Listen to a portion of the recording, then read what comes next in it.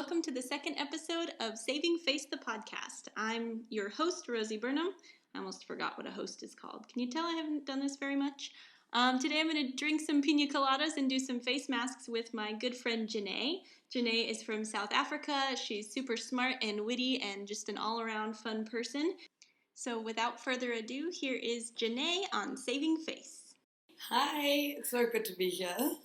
So today we're going to talk about all kinds of things, just your experience living in Taiwan. So you've been here 5 years? Yeah, on and off.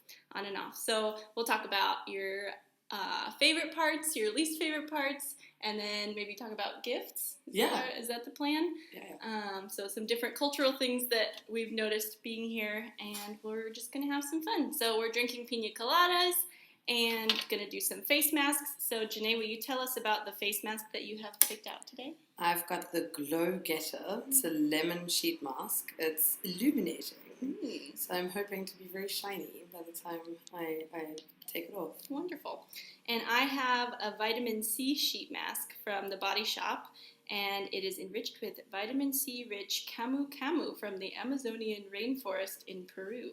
So it looks like my grumpy skin is going to feel hydrated, awakened, and healthier after 15 minutes. Let's hope. That sounds amazing. So that's the plan. Do you want to introduce yourself real quick before we go put those on? Sure. Well, as you said, I'm Gené from South Africa. I've been living here on and off for about 5 years. I was here for 2.5 years, and then I went back home to South Africa, tried to move back, and that didn't work. And I came back. I've been back for going on, I think I'm in my third or fourth year now. So it'll be on and off more or less 5 years. Mm-hmm. Yeah. And teaching the whole time?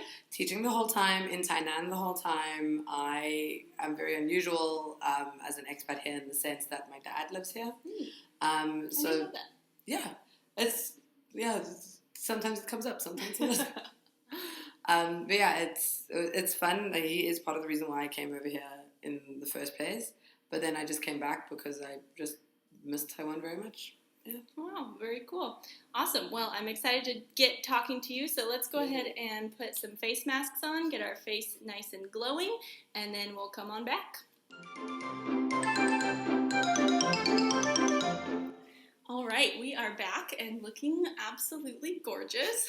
So we were just talking about how it's a humbling experience to do this podcast with sheet masks on our face because we look like serial killers a little bit. We're not, just to make that clear, we're just girls.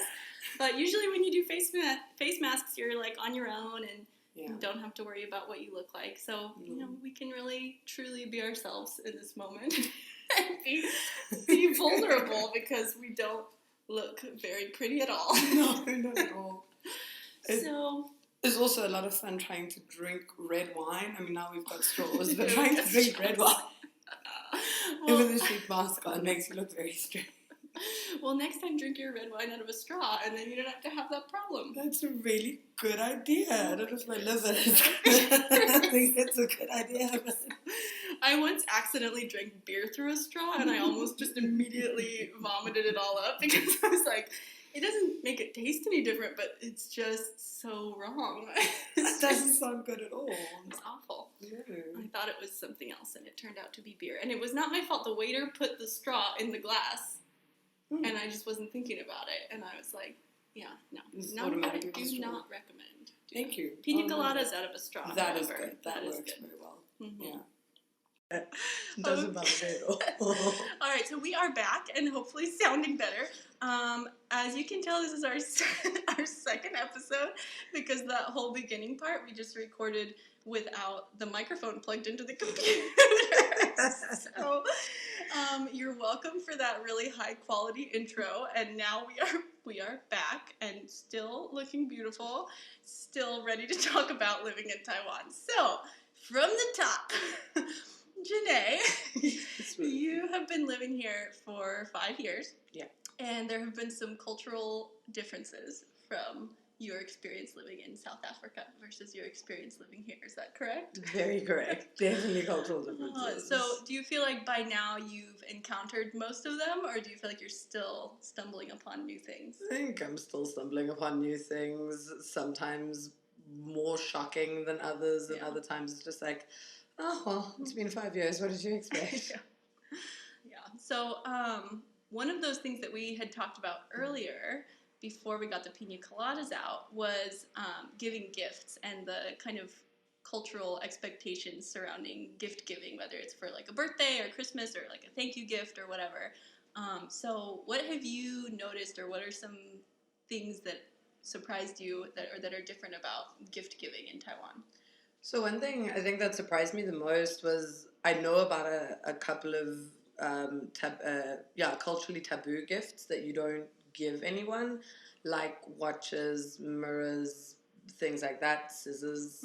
You don't give anyone. But what I didn't know is that if you do want to give someone a gift like that, if they give you money, then that tabooness is almost kind of goes by the wayside once you give money for it, because it's like it doesn't have to be a lot, it just has to be like 1 NT or 10 NT or just a very small amount, but then it almost cancels out the badness of giving this gift. I just thought that was so funny because they're buying it now for exactly you, right? But yeah, it was also just so weird because why, if you know this is culturally taboo, just don't give that person this gift. You don't have to buy it. You don't have to make it awkward. Yeah, you don't have to say, hey, give me 1 NT, and then this clock suddenly isn't going to be a bad omen for you. Exactly. Just don't get them a clock. Exactly. But I guess like that, I'm glad there's that loophole, because I feel like at some point I'm going to accidentally give someone a gift that's taboo. Yeah. And so it's nice to have like an out. Like, oh, oops, I messed up. Okay, just give me 2 NT real quick and we'll call it even. Exactly. So yeah, I know like clocks and watches are a bad one. Do you know why? I'm not sure why. I'm sure I can make up the reason why, but I don't know how correct it would be. I feel like it has something to do with, maybe it's just for birthdays. I feel like someone told me that it has something to do with like running out of time, like like you're timing the end of your life or something really morbid like that. I don't know how accurate that is, but I feel like that's what someone told me. And then what are some other things you're not supposed to give as a gift? A mirror. A mirror. But I'm not sure why, and I have actually received a mirror from a parent. But I think I have found like a lot of the cultural things don't necessarily apply to foreigners here, because I think the Taiwanese understand this is not your culture. Yeah. And this parent specifically who gave it to me, she's a very understanding woman, and she is they've traveled a lot. So it was just her way of like, hey, we went to this cool country and we went to Finland and we got this really cute little souvenir mirror for you. So here it is. But I know mirrors traditionally not given, and shoes. That was one you had mentioned earlier that I had no idea about. So what's the deal with shoes? I think if you're dating someone, and now I've actually just had a recovered memory of shoes and combs. If you're dating someone, you can't, and I might be wrong about both of them, but if you're dating someone, you can't give them shoes because, and this is what I heard, it's like you want them to walk out of your life. Oh. And then the other one was combs, but now I can't remember why, and that I might also be completely incorrect about. Yeah, sometimes I'm like, did this really happen to me in Taiwan, or did I dream this, or did I see it in a movie when I was 7? It could be, or did I just make this up because weird things like this seem plausible? Yeah, who knows? Huh. All right, so do you have any experiences of like going awry with these kind of taboos around gift giving, or any instances where you like weren't sure what to do? No, but I'm quite oblivious in general, so I don't think if someone reacted really badly to me giving them a gift, I don't think I would have noticed. But I think it more would have been along the lines of somebody would have maybe stopped me, but I can't actually think of where I've ever given someone a gift and been like, oops. Yeah. What I have done, which I don't know if it was appreciated, was I brought some food that was from South Africa. I'd just come back on a trip and I brought some food somewhere, and I think it was to a party or something. and it wasn't really eaten. And I think that's kind of seen as a bad thing. Whereas in South Africa, it's very much part of our culture to you bring food and you share your food with everybody and everybody eats it. And then you kind of take whatever is left over, other people take it home. Whereas here, I came with some food and then it wasn't really eaten, and then I was sent home with the food. So that was a bit weird, but it was food I liked. So did you feel like they were slighting you, or do you feel like they just didn't want to try it, or? I felt like it was a little bit of slight, but more along the lines of like, this is a strange food, I don't know, so I just don't want to try it. So let me give it back to the person who actually likes it. Yeah. So would you have felt less weird about it if they had taken it home instead of giving it back to you? Yeah, I would have, because that's what I'm used to back home in South Africa. It's like everyone takes leftovers. Yeah. So I would have been less weird, I think. But I mean, you live and you learn. Yeah, you do. So I was really surprised when I first moved here with how many people were trying to give me food. Especially, and it took me a while to look it up, but I guess like fruit is a welcoming gift. Yeah. And so I don't know, you've probably had experiences like this where just like strangers on the street will hand you fruit and be like, welcome to Taiwan. Has that happened to you? That has happened to me. The one time, and looking back on it, I was so grateful, but at the time I was just so mad. Well, not mad, I was just so kind of anxious about it. I was on my way to get the high-speed rail, the HSR, to go to Taipei, because I was flying on vacation to Australia, and I was in a very, very big rush because I'd already bought my HSR ticket. Sorry, there are fighter jets flying over my apartment right now. Are they Taiwanese? Are they Chinese? I don't know. Making it really difficult to concentrate because I am in the back of my mind. I was a bit panicked. Can anybody even hear you? I don't know. I think probably. Maybe back up a little bit. So HSR, high-speed rail. High-speed rail. I'm really, really late, and I climbed into the slowest taxi driver's car known to man. He was trying to speak to me in English, but his English was really bad. But he also wanted to be polite, so every time he would speak to me, he would look in the rearview mirror to try and speak to me in super broken English. But every time he would look at me in the rearview mirror, he would slow down. So we were driving at like 20 kilometers an hour to the HSR that I had like less than 5 minutes to get to, and nothing that I said in English or Chinese would make him speed up.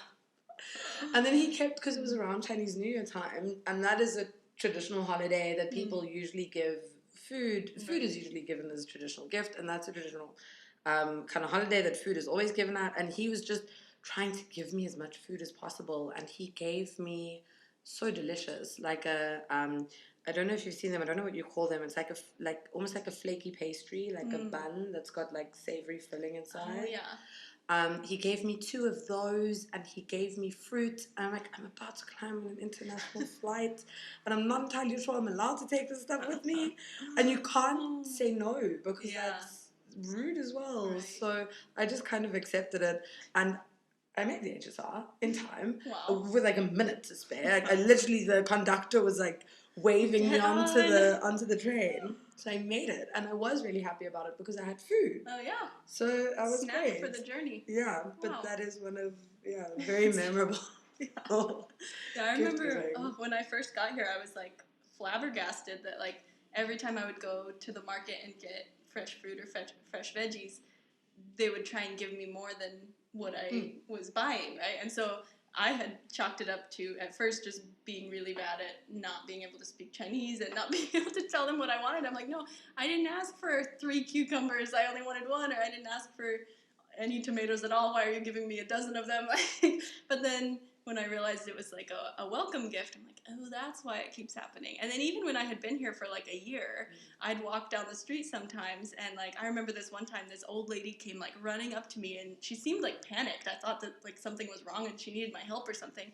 But she had a bag full of passion fruits, and she was speaking to me. I think she was speaking to me in Taiwanese, because at that point I had been studying Chinese for a while, and I still didn't understand a single word of what she was saying. And I didn't know what was going on, so I was kind of like backing away, like what's in this bag? What is this lady doing? Is she crazy or what? And then like a younger college student came up and was like translating for me, and he's like, oh no, she's saying like welcome to Taiwan, and this is a gift for you, and she grows them in her backyard, and I was like, oh, that's so nice. It's so sweet. Yeah. It's so sweet. Yeah, fruit is often given. I've gotten, and it's a bit tricky when you live on your own, but I once got, for Moon Festival, I got a whole box of pomelos. Oh my gosh. And I just was like, I am one person. Yeah. These things are going to go bad, and I can't give them to any of my friends or my colleagues or my family that lives here because they all are teachers as well, and they all get similar gifts around certain holidays. So then I just gave it to the security guard. Not all of them, like a handful of them. Well, pomelos are a handful. Right. But 3 or 4 pomelos I gave to him. And then the next time he saw me, he called me over and he gave me another bag of bananas that he had also grown in his backyard. Like, this is a I have vicious cycle. So much, yeah. I am one lady. I cannot possibly eat all of this fruit. Who tries, you might. And we do try. I was telling you earlier my favorite instance of this. I think it was also the first time this happened to me, so I was just absolutely flummoxed. I had no idea what to do. So one of my favorite pastimes since moving to Taiwan, still has been from the beginning, is just walking around and exploring the alleyways, because the streets, especially in Tainan, there's no rhyme or reason to them, and like, you know, the streets and the buildings have just been added on as needed, and so there's not a whole lot of organization, which means it's really fun to walk around and explore and get lost and find new places. And actually, how I figured out my neighborhood when I first moved here is I would go get lost on purpose and then try and find my way back, and it was like a challenge for myself. But this one time I was doing this, and I had only lived in the city for maybe a few days, and some of the alleyways, they get like progressively smaller, and one of them I was walking down, and pretty soon at the end of it I realized I was no longer outside. I was like in this man's living room. And he's like an older man, maybe in his like 60s or 70s, and he's just sitting on a couch watching TV, and like one wall of the living room just opens onto the street because no one's really walking around out there, and you know, it's Taiwan, it's super safe. So, you know, it's nice to get a breeze, I guess. And then suddenly this random foreigner walks in, and I was like mortified, right? I'm like, oh my God, I just intruded on this man watching his soap operas or whatever. So I'm backing away. I'm like, sorry. And he gets up from the couch and like goes into another room in his house, and I'm like backing down the alleyway, like heart thumping, like, oh my God, what did I just do? And he comes chasing me down the alley, and for a second I'm like, oh my God, he's going to attack me. Like, I'm going to get a gun. This is the American in me talking. I'm like, this is the last day of my life. No, he had a bag of fruit and like some bread, and he's giving it to me, and he's like, welcome to Taiwan. And he's like, I think he was offering to like show me around, and like, I mean, I'm sure he thought I was lost or insane or both, which, you know, I was probably both of those things at that time. But I was like, that was when I was like, okay, yeah, I'm very far from home. We are not in Kansas anymore. Exactly. If I had trespassed that much on someone else back home, it probably would have been the end of days. But instead I had like some new groceries and a friend. There you go. Are you still in contact with this man? No, I never found that alley again. It was really, I tried a couple times. I was like, you know, I should go back there and like thank him, or, you know, do something besides just blubber. And because, you know, when you first get here and you're in the thickets of culture shock, and you're like, it takes every ounce of energy to just go to 7-Eleven, let alone like try and talk to others in public. So yeah, it's a tricky one. But I mean, do you remember the fruit that you got? It was a medley. I think he went back and just like picked one of each thing. I know there was a mango in there. Nice. There was like an orange in there. I think some pomelos. I think some, I don't know, probably some lychee. I think it was lychee season. Yeah, must have been, yeah. And then there was like half a loaf of bread too in there. I'm like, wow, I don't know what I did to deserve this kindness. But it turns out that's just Taiwan. Yeah. That's just how people are here. Pretty much.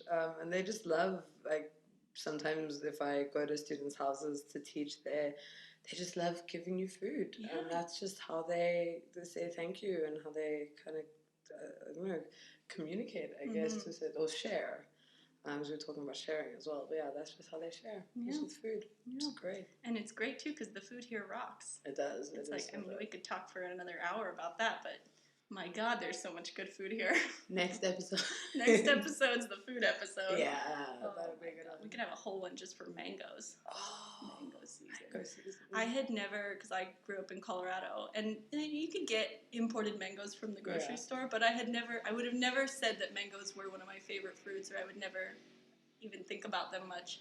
And then, my God, I came here and I had like a fresh mango at the height of mango season. I was like, I cannot leave this place. This is glorious.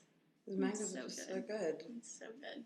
I'm trying to think, has anyone ever given me mango? No, but what they have given me is mango cake. Oh. Like pineapple cake. But the mango, yeah, that's good. That's really, really good. So good. During mango season too? No, not. I found like a lot of the preserved mango stuff, I get given those a couple of months after mango season. So I guess I would imagine that they use the mangoes from mango season because there's so many fruits. Yeah. Dry them, and then, because that's another thing that's delicious, is dried mango. Have you tried dried mango dipped in chocolate? No, I've seen it. There was one place, I can't remember the name of this little township in the mountains that we stopped in one time on the way to camping, but it was like famous for their mangoes, and it was mango season, and so we stopped to get some dried mangoes, and I almost got the chocolate covered ones, but then I was like, you know what, I'm going to be a purist, and I just got the regular ones, but I remember they looked friggin' delicious. They are delicious. You had them? I have had them. They are really good. Sounds so good. Yeah. Man, I was thinking yesterday about how, like, it's kind of cliche, but about how they say that like you can like fall in love with a place, right? Yeah. And I was eating a mango yesterday, and I was like, I already knew that I was in love with Taiwan, but I did not realize until recently how much it loves me back. Oh yeah, like for sure. It's a full-on love affair, because it's not just like that you fall in love with the little quirks of the place that you're in, but especially Tainan, like, and the people here. And the locals here, it's just like, you know, everybody's kind and everybody cares about you, and they give you mangoes. And because the reason I was thinking about it is because the lady who sells mangoes at my local market, she is the sweetest. And she was like, because I teach private lessons, and she's like taking my business card and telling me that she's going to get students for me, and she knows lots of people. And I've met her maybe like 3 times because I haven't lived here in this area that long. But she's just like so sweet and has the best mangoes. And I'm like, God, this place, it loves me back, too. Like, it really does, and it shows its love in mangoes. Yeah, really. Mangoes and just fresh fruits and food in general. Truly. Oh, so good. We're going to have to make, next time, because I have a recipe book for face masks, and there's mango ones. I forgot about it until just this moment, but we should make Taiwan mango face masks. That's such a cool idea. It sounds really messy, but I think we can handle it. Well, I think, we do that. Just all of the, can you eat some of it? I mean, I wouldn't after it was on my face, but... Especially, no, you're right. Especially with the pollution that you get here. But we can make a little extra and try it before. Yeah, there you go. But yeah, we could like, because I know cinnamon's good for your face and stuff for different reasons. And I'll have to do some research at like, for different ingredients. But I feel like we could make one that also tastes good. Yeah, that sounds really good. That sounds like a really good idea. That'll be our challenge for next time. All right, I think we are past our 15 minutes. So are you ready to take these off and see how glowing our faces feel? Can't wait. All right, we'll be right back. Alrighty, so we are back. How does your face feel? Very, what was it? Illuminated. Illuminated. I'm illuminated. You are truly glowing. I feel like I am. It might also be because the AC's off and it's fucking hot. I was going to say, we've had a couple of cocktails. It's really warm in here. Yeah. So, Gené, before we sign off, I wanted to ask you, do you have any parting wisdom, any last things that you would, advice you would give to either, your former self having just arrived in Taiwan, or anyone else who's either thinking about moving here or just wants to know more about it? I would say always try the food that you get given as gifts. Because even though some of it is a bit weird, like I've gotten tea eggs, which I'm not a big fan of tea eggs, and I've gotten these like fermented duck's eggs that come in like a jelly thing, and I've gotten custard apples. That's the first time I tried a custard apple. They're good, right? They're so good. It looks so intimidating because it's this weird lumpy green thing. But once you try it, it's delicious. It tastes like ice cream. It does. So I would say always try the food or the gifts that you get. And if you don't like it, pass it on. Yeah, Yeah, That's great my advice. parting wisdom. This isn't usually given as a gift, but on a similar note, stinky tofu. I love it. I'm gonna Not a pass fan. on that one.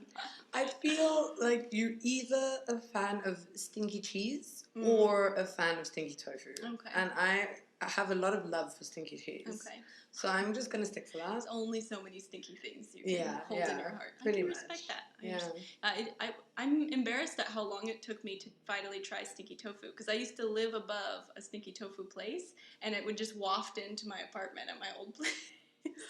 And I was like, yeah, no. And I'd walk by it, and apparently that place is really famous, and I never tried it from there. And then it wasn't until I had moved somewhere else that I finally tried it from a different location, and it was delicious. I love it.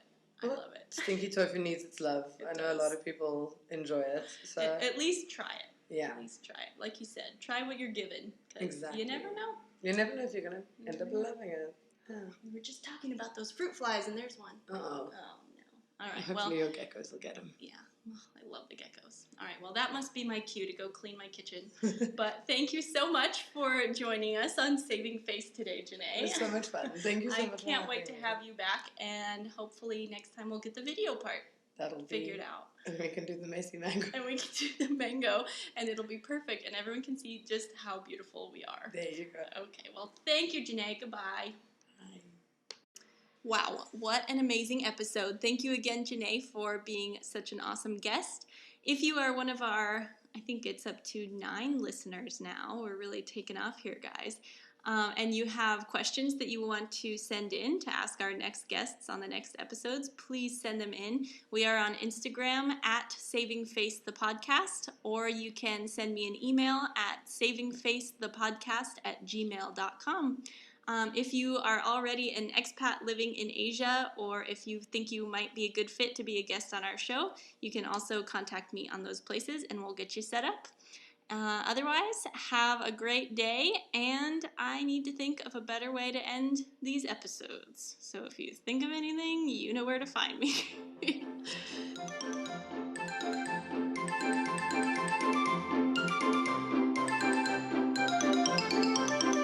Because the whole beginning part we just recorded without the microphone plugged into the computer.